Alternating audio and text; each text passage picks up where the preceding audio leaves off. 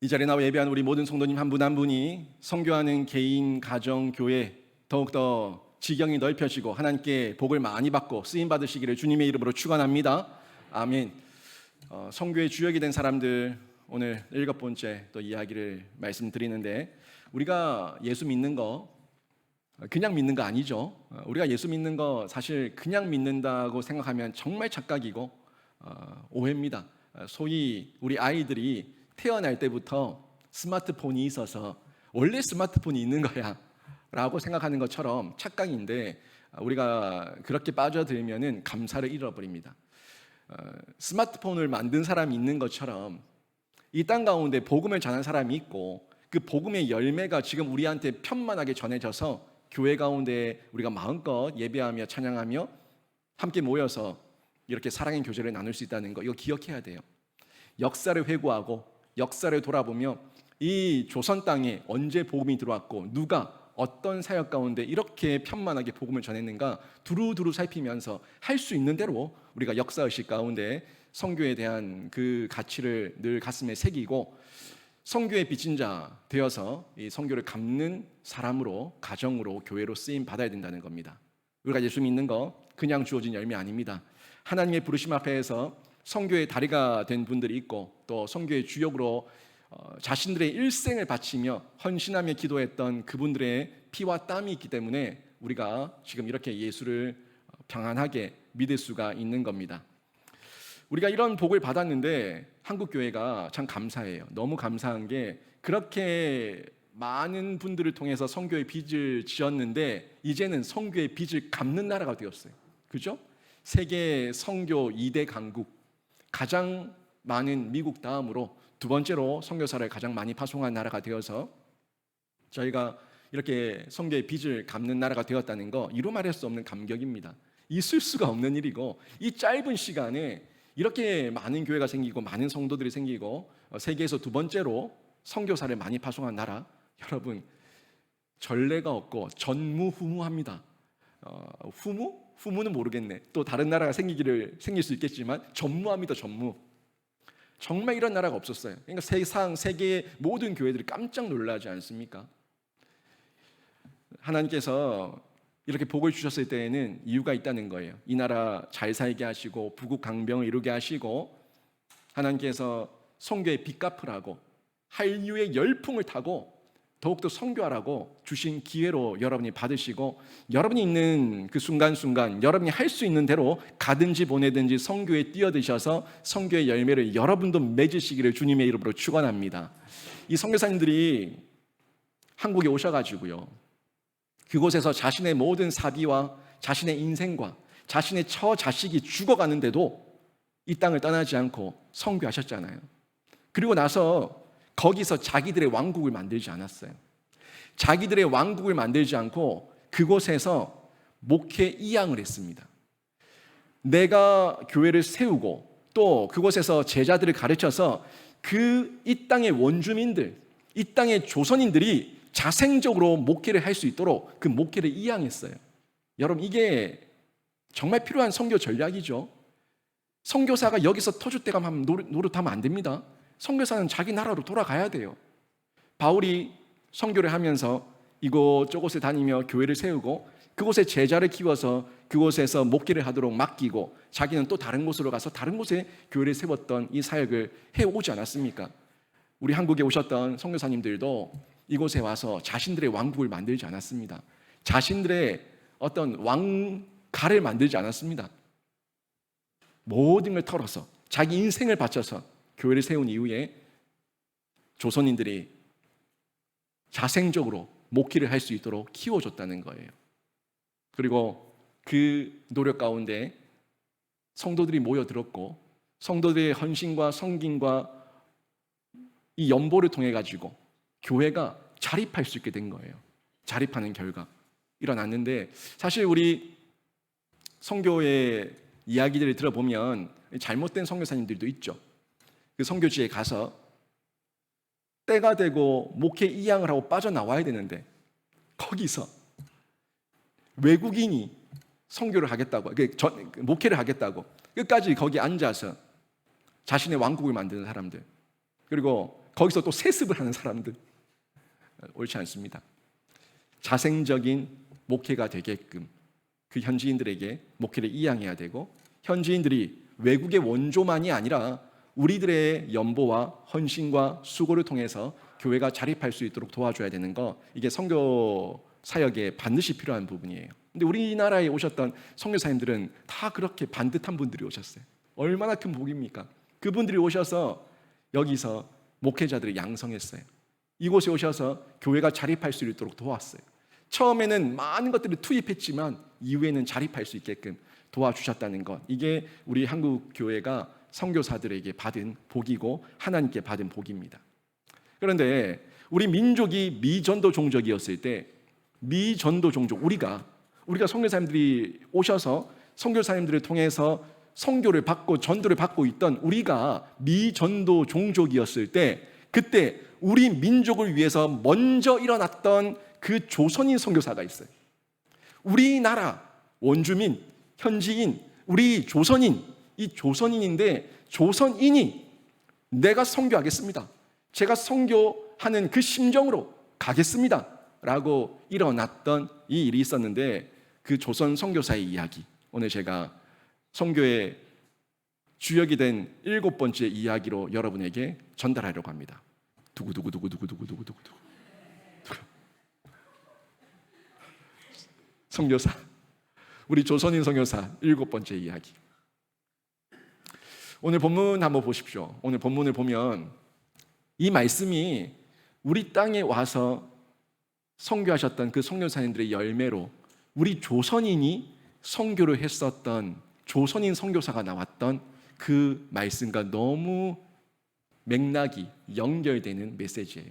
한번 보세요. 맹인이 보며, 맹인이 누군데요? 조선인. 못 걷는 사람이 걸으며, 못 걷는 사람이 누군데요? 조선인.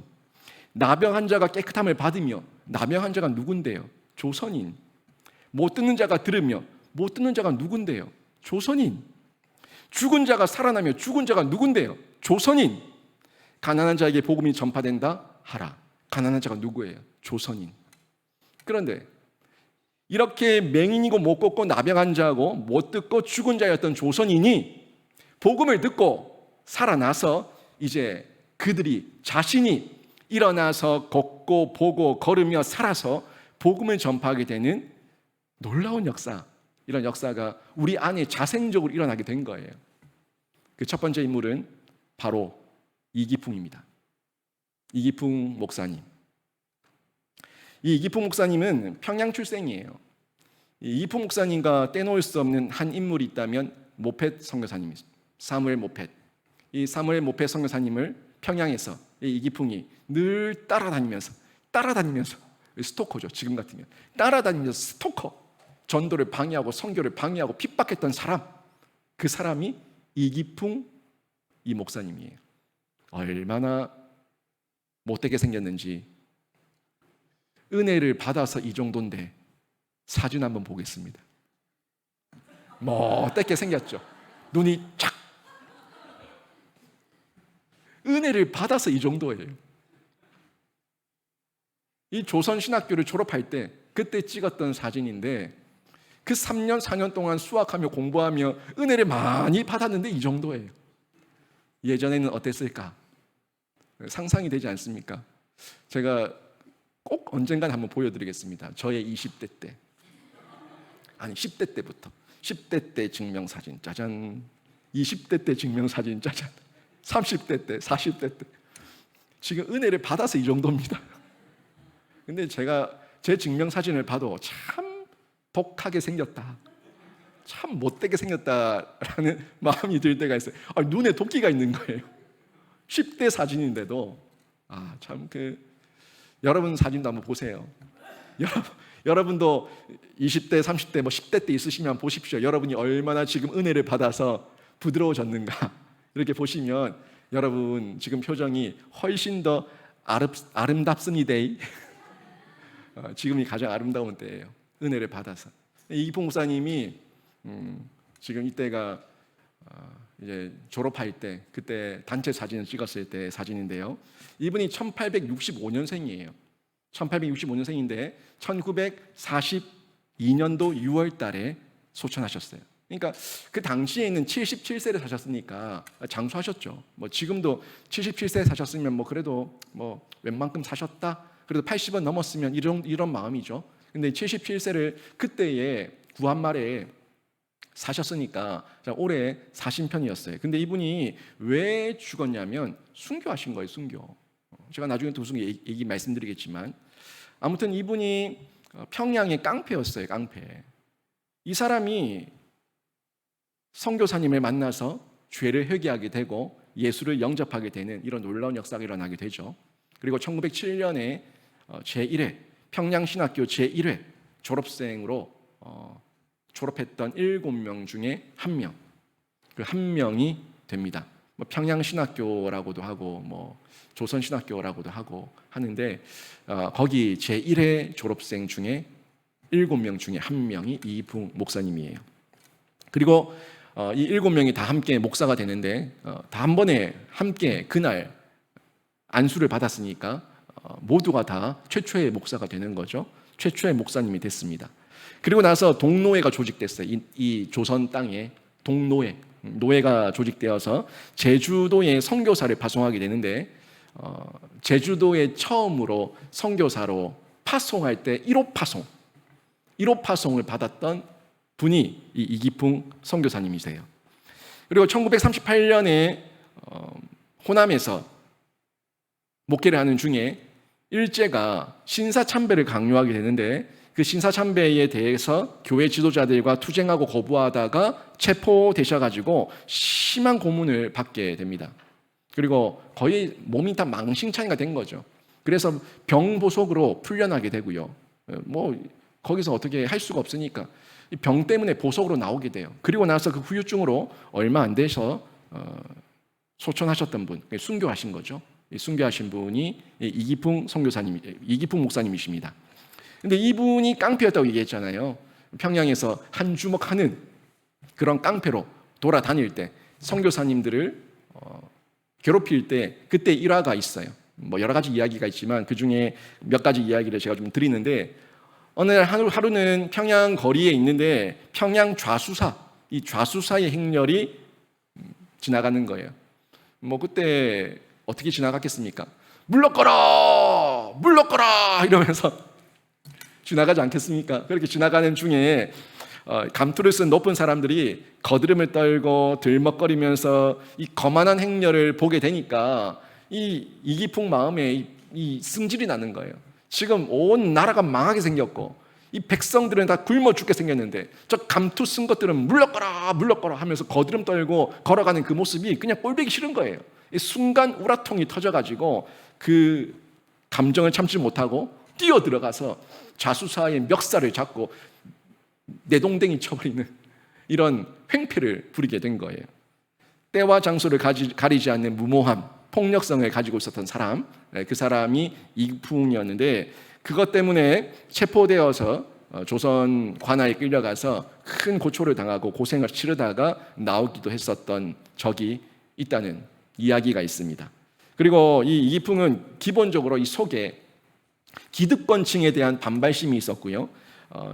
이 잘난 사람, 또 높은 사람, 거들먹거리는 사람, 이런 사람을 보면 참지 못하고 그냥 아래 위 따지지 않고 뛰어들어서 주먹을 휘두르는 이런 정의파, 소위 자기 나름대로 정의파 깡패였다는 거예요.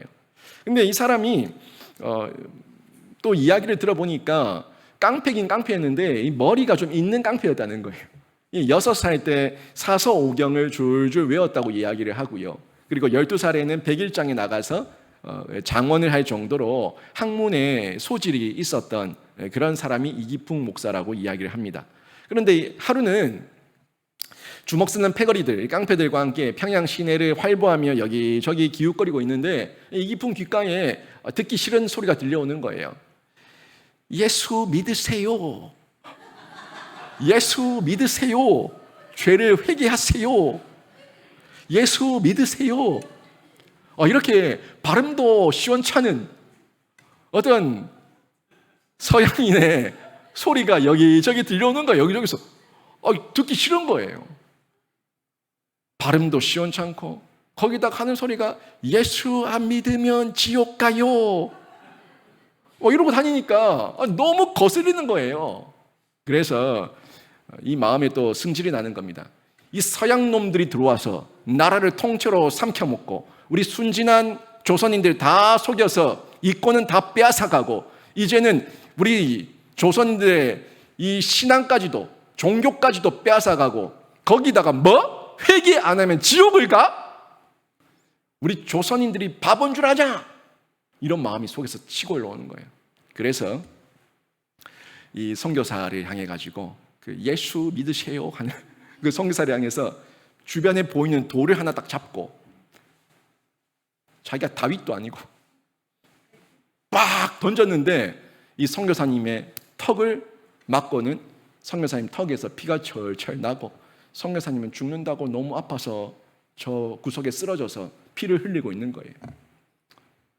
그런데도 이기풍은 그 선교사님을 보고 깔깔거리며 웃으면서 이 코쟁이들, 이 서양 귀신들 침을 뱉고 욕을 하고 깔깔거리며 그 자리를 떠나버렸습니다. 이 이기풍에게 돌을 맞았던 선교사님, 그분이 바로 사무엘 모펫 선교사님이세요. 이 사무엘 모펫 선교사님의 또 다른 이름은 마포 삼열 선교사님입니다. 들어보셨죠? 마포 삼열. 이 마포 삼열 선교사님이 사무엘 모펫 선교사님인데 이 사무엘 모펫 선교사님의 한국 이름이 마포 삼열인 거죠. 이 선교사님이 여러 가지 일을 참 많이 하셨는데 총신대학교, 우리 교단의 신학교죠. 총신대학교. 그리고 우리와 WCC 문제로 갈랐었던 통합 측 장로의 신학교, 장로신학대학교의 전신이 한 학교였어요. 원래 총신과 장신은 한 교단이었습니다. WCC 문제 때문에 교단이 갈라진 거예요. 1959년에. 근데 그 학교, 두 학교의 전신, 처음에 최초에 함께 했었던 그 학교가 조선 예수교 장로의 신학교입니다.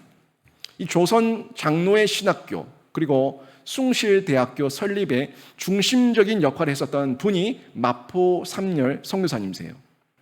이 선교사님이 많은 사역을 감당하셨는데 그 중에 또 우리나라 대한민국이라는 측면에서 봤을 때 1911년에 대한 독립을 외쳤던 독립운동가 105인 사건이 있습니다. 1911년에 있었던 105인 사건. 이 105인 사건의 그 문제를, 그 일제의 억압을 이분이 미국의 장로의 본부 전도국에 보고를 해서 국제적인 여론을 일으킨 분도 이분이에요. 국제적으로 지금 조선 땅에 이런 일이 벌어지고 있다 하는 그 소식을 온 세계에 타전한 거예요. 그 역할을 이 마포 삼열 선교사님이 감당을 하셨습니다. 그리고 이분이 이기풍 선교사가 돌을 던져가지고 턱이 다 깨지지 않았습니까? 근데 이분이 마포 삼열 선교사님과 이기풍이 두 사람이 동갑이에요. 동갑내기. 그러니까 그 이기풍이 마포 삼열 선교사님의 턱을 깨어버렸을 때 그때 이기풍의 나이가 29살이었는데 그때 마포 삼열 선교사님의 나이도 29살. 같은 동갑내기였다는 거죠. 그 일이 있고 난 이후부터 이 이기풍은 마포 삼열 선교사의 스토커가 되는 거예요. 계속 따라다니면서 박해를 하고 핍박을 하며 괴롭히기 시작하는데 모펫 선교사님, 이 마포 삼열 선교사님은 그 이기풍의 모진 핍박과 역경 중에서도 포기하지 않고 이 조선 사역, 선교 사역을 계속해서 감당해 나갑니다. 한참 핍박을 하고 있을 때 그 중에 22명한테 학습을 베풀고 한참 핍박 중에 있을 때 7명에게 세례를 베풀고 포기하지 않고 계속해서 사역을 감당해 나가십니다. 또 이분이 평양 사역하는 중에 그 유명한 장대현 교회, 이 장대현 교회를 이기풍 마포 삼열 선교사님이, 모펫 선교사님이 세우게 되는데 장대현 교회 건축을 착수했죠. 근데 그때 이 이기풍이 모펫 선교사, 이 마포 삼열 선교사님의 그 소식을 듣고 장대현 교회를 세우고 있는 건축 현장 거기에 들이닥치는 거예요. 깡패들을 데리고 가서 거기 와서 공사 현장을 다 뒤엎고 부수고 박살을 내고 엉망진창을 만드는 거예요. 이걸 보니까, 이런 횡포를 부리니까 이 성도들이 가만히 있겠습니까? 만약에 이 지역 주민들이 와가지고 우리 교회를 막 다 들어엎고 있다, 그러면 우리 성도들 입장에서 사실 가만히 있기 힘들죠. 그런데 그 당시에 이 성도들도 보다 못해서 성교사님, 우리가 이 삽이라도 들고 나가서, 꽃게라도 들고 나가서 싸우겠습니다, 이 사람들을 싸우겠습니다 라고 부딪히려고 할 때, 싸움이 나려고 할 때에, 그때 이 선교사님은 그 성도들을 진정시키고 이기품과 그 패거리들에게 도리어 얘기하는 거예요. 당신들을 용서합니다. 회개하십시오. 예수 믿으십시오. 이 일에 대해서 더 이상 책임을 묻지 않을 테니까 회개하시고 예수 믿으십시오. 싸움이 안 되는 거예요. 막 다 부수고 엉망진창을 하고 있는데도 싸움이 안 되니까 이기풍이 재미없어서 돌아가는 거예요. 다 부셔놓고 돌아갔어요. 몇 번을 그렇게 했는데도 모페 선교사님이 같은 방법으로 이기풍에게 사랑을 베풀고 용서하며 또 기다리며 배려하니까 이게 평양성에 소문이 난 거예요. 소문이 여기저기 소문이 나서 선교사님은 다르다, 역시 교회는 다르다, 이기풍 저 나쁜 놈, 여론이 안 좋아지는 거예요. 이기풍도 이런 일을 몇 번을 하다가 뭔가 모르는 찝찝함, 이루 말할 수 없는 찝찝함, 내가 왜, 나는 조선을 위해서, 우리 백성들을 위해서 이 서양 귀신, 코쟁이들 내가 좀 손 좀 봐줬는데 왜? 찝찝한 거예요. 불쾌한 거예요.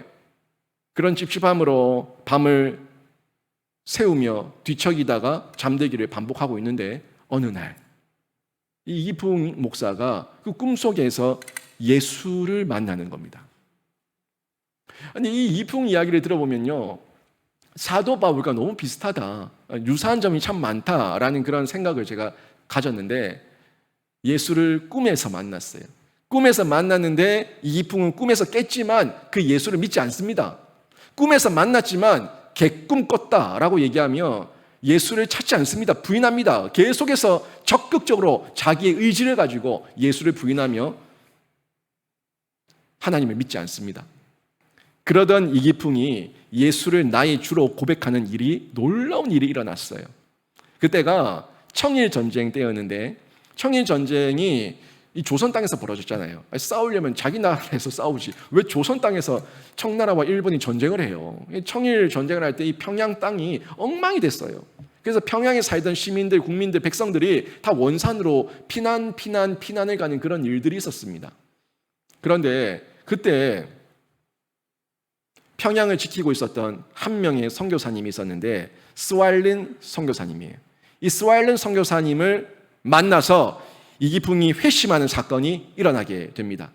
이 스왈른 선교사님이 평양 땅에, 그 어수선한 땅에 길거리를 배회하고 있는 이기풍을 만나고 이기풍에게 똑같이 얘기하는 거예요. 이기풍 면전에다가 모페 선교사님 얘기했던 것처럼 똑같이 죄를 회개하고 예수를 믿으십시오 라고 그 면전에다가 그 소리를 크게 외쳤는데, 그 소리가 전에는 돌을 들어 던지고 부인하고 거부하고 안 들리던 메시지였는데, 그 스왈른 선교사님이 회개하십시오, 예수를 믿으십시오 라고 얘기할 때 그 소리가 발을 쳐서 부스러뜨리는 방망이 같이, 번개같이, 우레와 같이 이기풍의 귓가에 쨍쨍하게 들려진 거예요.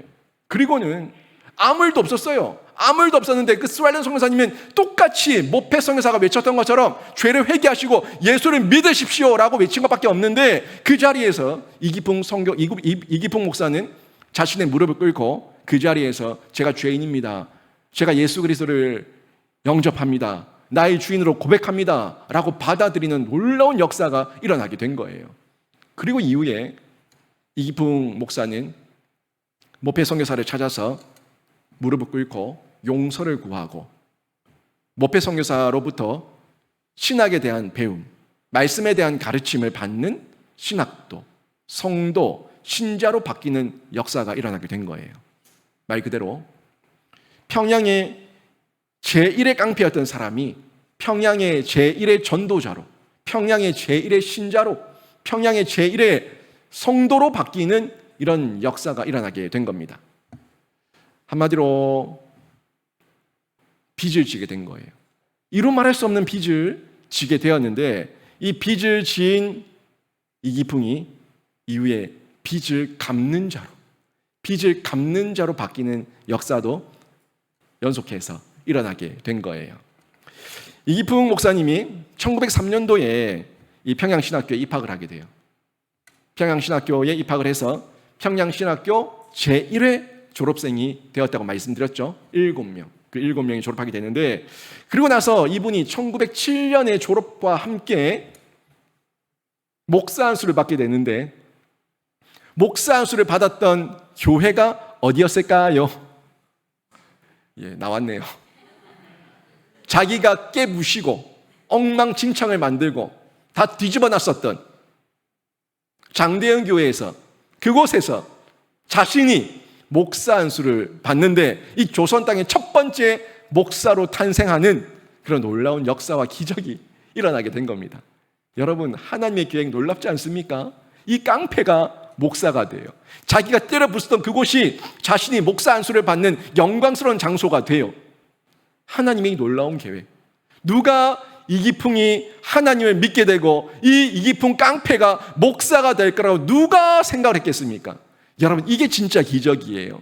깡패가 목사가 되고 이기풍이 선교사가 되고 이기풍이 하나님을 믿게 되는 이 역사가 진짜 하나님의 기적인데, 여러분, 너무 외적인 어떤 이적과 기적과 표적을 기대하지 마시고, 내가 바뀌면 기적입니다. 내 남편이 바뀌면 기적입니다. 내 자녀가 바뀌면 기적입니다. 내 가족들이 이 자리에 와서 예배하면 그게 기적인 줄로 믿습니다. 이게 기적이에요. 사람이 할 수 없잖아요. 사람이 됩니까? 돈 있으면 사람이 할 수 있는 게 너무 많아요. 그런데 사람 바꿔놓는 건 돈 있다고 못 바꿔놓습니다. 흉내내게 할 수는 있지만 그 사람의 진심을 바꿔놓는 거는 하나님의 기적 같은 능력이 아니고는 못 바꿔놓습니다. 여러분, 흉내낼 수 있다고요. 연기할 수 있다고요. 돈 때문에. 근데 그 마음 중심을 하나님께 꿰뚫어 보지 않습니까? 그 인생과 평생과 내 처자식이 죽어도 주님을 위해서, 주님 나라를 위해서 선교하겠다는 그 진짜 중심의 진실함, 이거는 돈 주고 못해요. 여러분, 하겠어요? 돈 많이 줄 테니까 저 오지로 가라. 갔어요. 돈 준다니까. 근데 가서 내 처자식 다 죽었어요. 나만 남았어요. 제정신으로 살겠습니까? 내가 돈 때문에 내 처자식 다 죽였다. 그 마음의 죄책감으로 미치지 않겠어요? 근데 하나님의 사명으로 가고 하나님의 사랑으로 가서 그 사명과 사랑 가운데 내 처자식이 죽더라도 내 사명 가운데 불타는 하나님의 열정이 있으면은 그 죽음은 하나의 밀이 되고요, 내 마음에는 내 처자식이 죽은 이 땅에서 저도 죽겠습니다 라는 그 심정으로 선교에 불을 붙일 수 있는 줄로 믿습니다. 그 선교사님들의 그 불꽃 같은 인생이 저 양화진에 묻혀 있잖아요. 저 양화진 땅에 그 많은 선교사님들, 어린 선교사님들, 아내 선교사님들의 그 육체가 묻혀 있지 않습니까? 사연이 있지 않습니까? 하나님의 역사가 이렇게 나타난 거예요. 핍박하던 자, 하나님을 핍박하던 자를 통해서 핍박받는 사람들을 구원하는 기적이 일어났어요.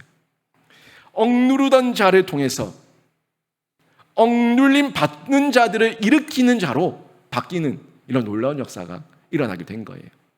하나님을 부인하던, 하나님을 안 믿던, 교회 가는 가족들을 핍박하던 여러분 가정에 있는 가족들도 나중에 세우는 자로, 하나님을 높이는 자로, 복음을 전하는 자로 바뀌는 역사가 일어나게 될 줄로 믿습니다. 이게 진짜 기적이에요.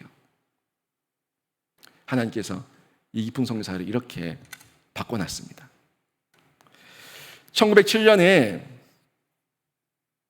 평양신학교 제1회 졸업 그때를 맞춰서 선교사님들을 모여서 회의를 하고 이 조선 땅에 처음으로 노회를 만들게 됩니다. 교회가 모이면 노회가 형성돼요. 노회가 형성돼야지만 목사를 안수할 수가 있어요.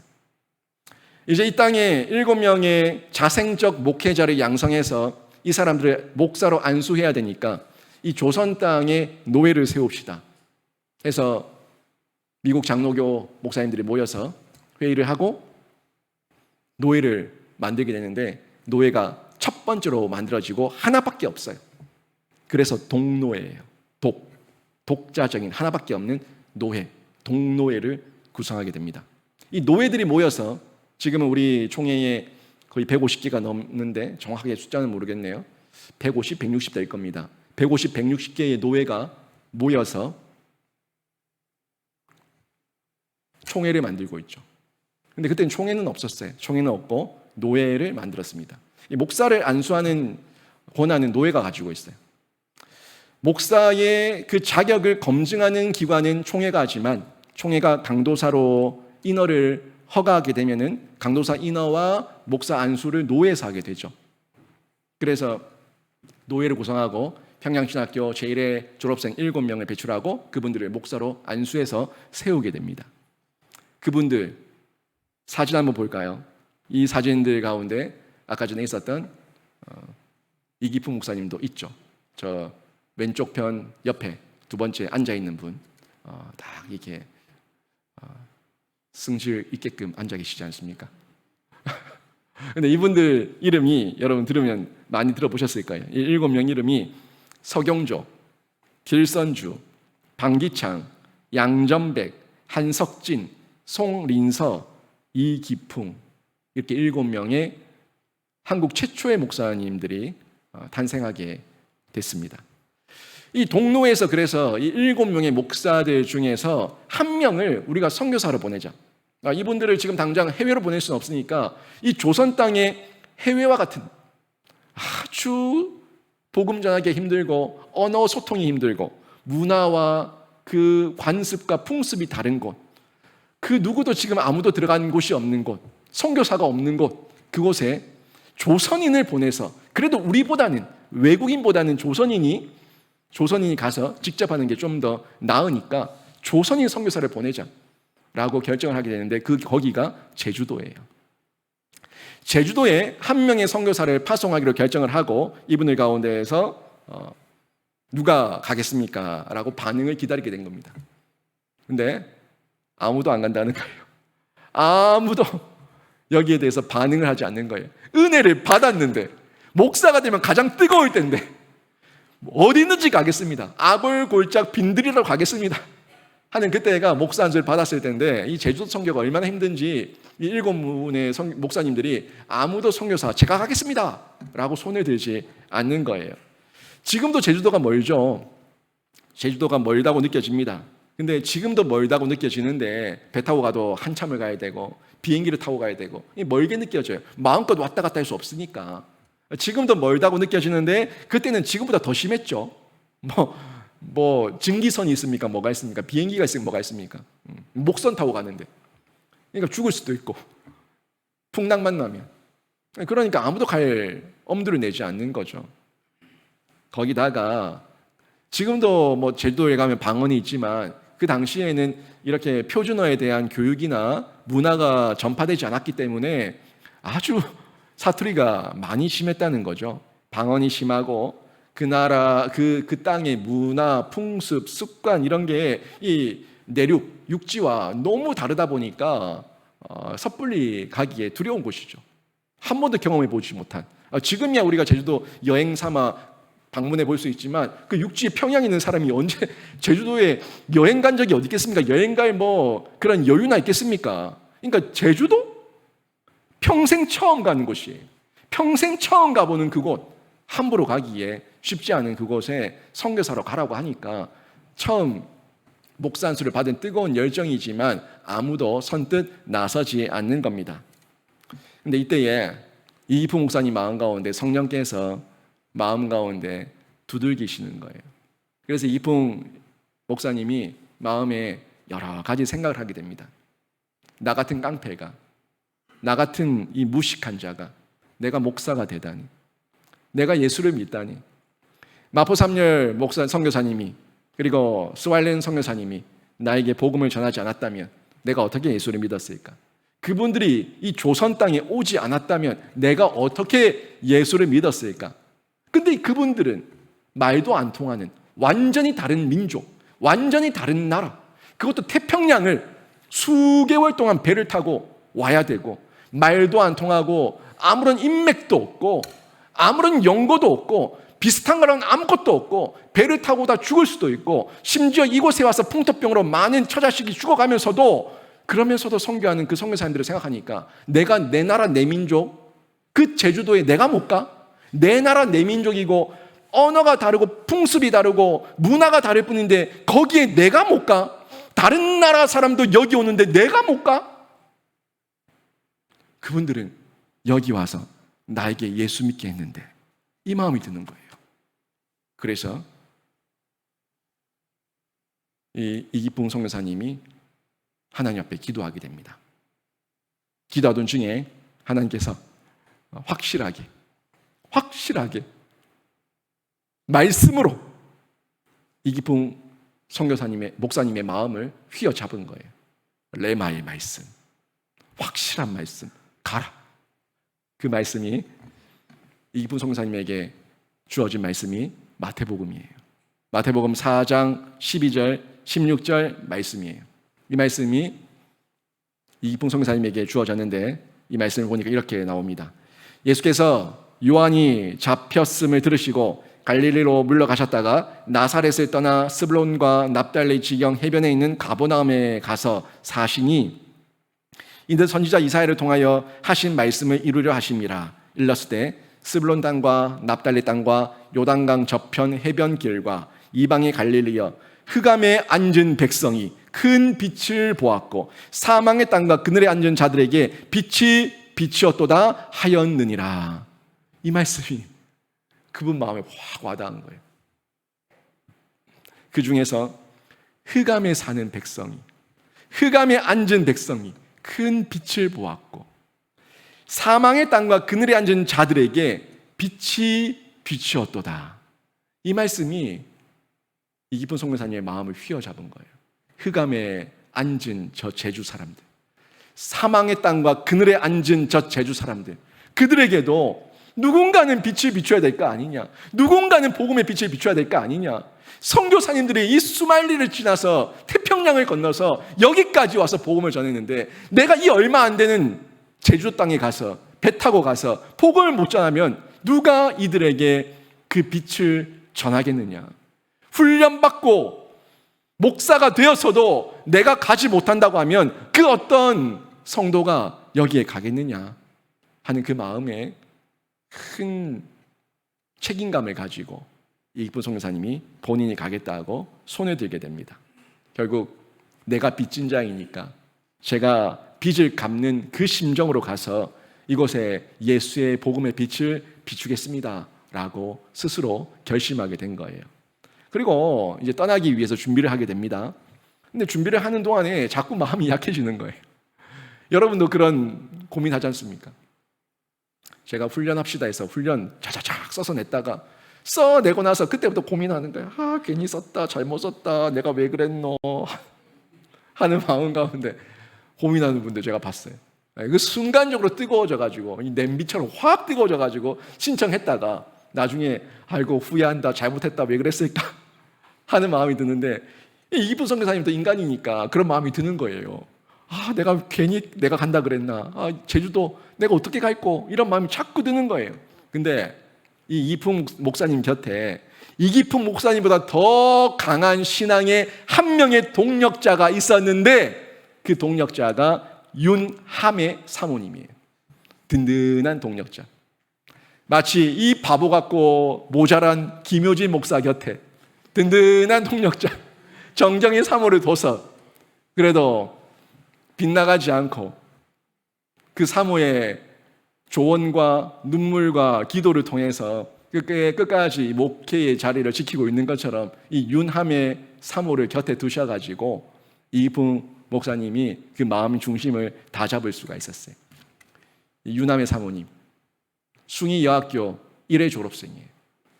숭이여학교 1회 졸업생. 여러분, 그 당시에 이 여성들의 권위와 여성들의 인권이 없던 그 시대에 윤함의 사모가 외국 선교사들이 세운 학교에 여학교에 들어가서 1회 졸업생이라는 거, 여러분 이건 그 시대의 엘리트입니다. 엘리트.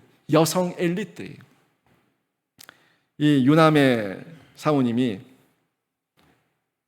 모페 선교사님의 중매로 이기풍 목사를 만나서 결혼하게 된 거예요. 근데 제가 아까 말씀드렸지만 숭실대학교 설립에 이기풍 목사님이 큰 공을 세운 설립에 기여를 하신 분 아닙니까? 그러다 보니까 이 숭이여학교, 그 당시에 숭실대학교의 어떤 전신이었죠. 거기서 공부했었던 이 윤함의 사모를 눈여겨보고 또 평양신학교에서 공부하고 있는 그 목사들 가운데 29이 넘었음에도 총각으로 있는 그 깡패 이기풍, 그 사람에게 이 여자면 되겠다, 이 여자면은 이기풍 감당하겠다 하는 마음이 들어서 둘을 소개하고 결혼하게 한 거였어요. 그래서 이 이기풍 목사님과 결혼한 유남의 성교사님은, 이 사모님은 늘 남편을 위해서 기도하고 이기풍 목사님의 든든한 후원자가 됐습니다. 그때도 역시 이기풍 목사님이 가야 되나 말아야 되나, 내가 괜히 헌신했나, 이거 물릴 순 없나, 이런저런 고민으로 괴로워하고 있을 때 유남의 사모님이 이렇게 얘기하는 거예요. 여보, 우리가 안 가면 누가 그 불쌍한 영혼들, 그들에게 빛을 비추고 복음을 전하겠습니까? 주저하지 말고 하나님이 주신 사명이니 하나님이 주신 말씀이니 속히 떠나요. 고민하지 말고 속히 더 빨리 떠나요. 여기 있으면 더 고민만 해요. 그렇죠?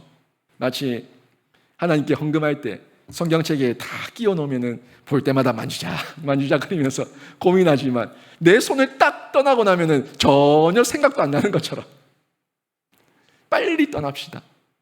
빨리 떠납시다. 이렇게 권면하게 된 거예요. 그 당찬 아내의 목소리를 듣고 이기풍 목사님도 마음을 다잡고 1908년에 평양을 떠나서 제주도로 향하게 됩니다. 당시에 갓난아기가 있었어요. 태어난 지 얼마 안 된 갓난아기를 등에 업고 보찜을 머리에 이고 배를 타러 가는 두 사람을 여러 성도들이 배웅을 나오게 됩니다. 근데 그 배웅을 보면서 잘 가라, 잘 가라 이 말을 못하는 거예요. 목회 성공해라, 선교 성공해라 말을 못하는 거예요. 고생하러 가는 줄 아니까, 너무 험한 곳에 가는 줄 아니까 눈물만 주르륵 흘리며 너무너무 영광스러운 일이지만 그 인간적인 마음으로는 고생길이 훤하니 보이니까 감히 영광된 길이라고 축복하며 축하하며 말도 못하고 그저 말없이 눈물을 흘리며 그분들의 목선에 태워서 보내는 거예요. 이렇게 힘든 결정을 가지고 제주도로 출발하게 되는데 인천항에서 바로 제주도로 가는 배가 없어요, 당시에. 그래서 인천항에서 군산항으로 갔다가 군산항에서 또 목포로 내려가서 목포에서 제주도로 가는 배를 타고 가야 되는 거예요. 근데 그때 때마침 이 풍랑 소식을 접하게 된 거예요. 그래서 혹시나 하는 생각에 이기풍 선교 목사님이 일단 내가 먼저 가서 자리 잡고 정리하고 연락을 할 테니 당신은 애와 함께 내가 자리 터 잡고 나면 그때 내려오라고 혹시 모르는 염려에 이기풍 목사님이 사모님과 아이는 목포에 두고 자신만 먼저 내려가게 됩니다. 배를 타고. 근데 그 풍랑이 또 어떻게 이기풍 선교사님 타고 있는 배를 지나가게 되고 그 배에 있는 쪽으로 지나가게 되면서 큰 풍랑 가운데 어려움을 당하게 돼요. 저희가 그 사도행전 27장, 28장에 보면은 바울이 로마에 가다가 유라굴로라는 이 풍랑을 만나게 되지 않습니까? 이 폭풍을 만나게 되는데 이 유라굴로를 통해서 배가 파손되게 되고 그리고 멜리데라는 섬에 갇혀서 한동안 표류하게 됐었던 그 이야기가 사도행전 27장, 28장에 나와요. 너무 비슷하죠. 결국 그 배가 목포에서 떠났던 배가 파손합니다. 파손해서 그 나무 붙들고 겨우겨우 헤엄쳐가지고 이기풍 목사님이 살아남았던 그 섬이 추자도예요. 추자도. 그때 다른 사람들은 그 배에서 많이 죽었어요. 추자도에 겨우 목숨을 건지고 생명을 구해서 추자도에 들어왔는데, 여러분 같으면 어떤 마음 들겠습니까? 제가 물어보니까 아유, 저 같으면은 다시 돌아가고 싶은 마음 들 것 같은 거예요. 돌아가야겠다, 이런 마음이 들 것 같은 거예요. 근데 이기풍 목사님은 그 추자도에서 다시 기력을 회복하고 마음을 추스리고 나서 끝까지 제주도로 다시 내려갑니다. 내려가서 복음을 전하게 되는데, 이기풍 목사님이 가지고 있었던 복음의 열정, 그리고 이 마음을 하나님 앞에서 붙들었던 그 심령과 견고함이 있었기 때문에 이 난파를 당하는 어려움, 죽을 고비를 넘기는 이 상황, 이 환경까지 이길 수 있는